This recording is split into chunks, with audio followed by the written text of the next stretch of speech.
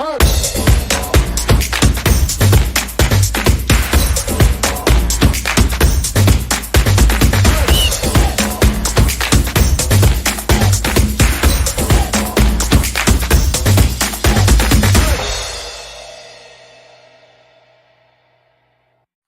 goeiedag en weer eens baie welkom by Woensdag Woorde.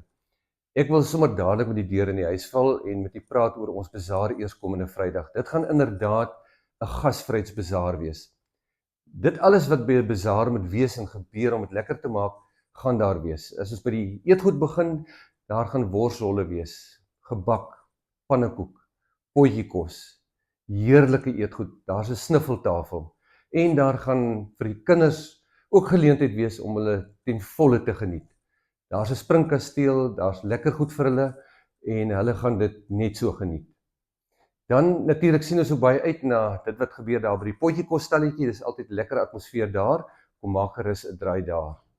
En dan hier teen 11:08 gaan Viljoen Retief begin sing en dan kan u 'n heerlike stuikete geniet.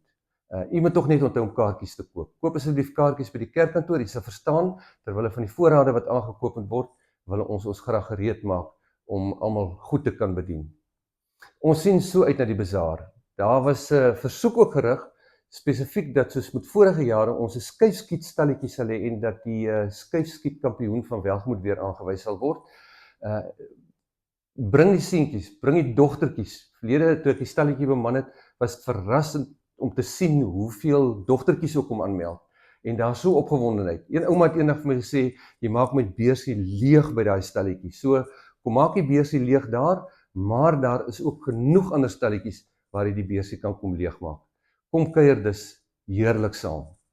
En dan, eerskomende Sondag, dit is ons GGO loodsing, geloofsgelofte offerloodsing. Ons gaan kyk na al die instansies waarby ons betrokke is as gemeente, en daar is 'n verskeidenheid van instansies. Ons gaan 'n bietjie nadink oor barmhartigheid en hoe ons God se barmhartigheid wat ons ontvang in so ruim maat uitleef.